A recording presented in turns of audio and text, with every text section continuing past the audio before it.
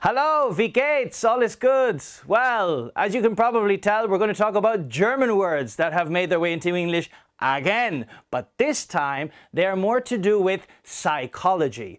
And of course, the first word is extremely psychological. It's very big and very scary. It is Schadenfreude, and it is something we use in more formal settings. It's not an everyday word that we use in English. Now, Schadenfreude is this regrettable feeling when you see somebody else suffering or somebody else having a bad time. You can also use the word gloat. To gloat over someone is to secretly be happy inside when you see their suffering or miserableness.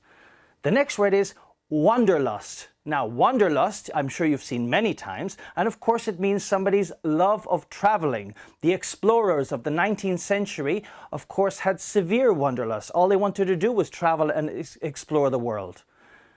Wunderkind.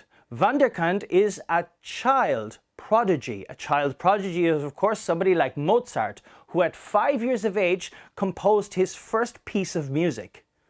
And moving on to the final one, which is angst. Angst, you may have heard or may think about something that makes you nervous. Okay, this feeling after watching the news and all the terrible things that are going on, you have this feeling of angst inside. So in order to get rid of this feeling of angst, cheer up and continue learning some English. Have a nice day.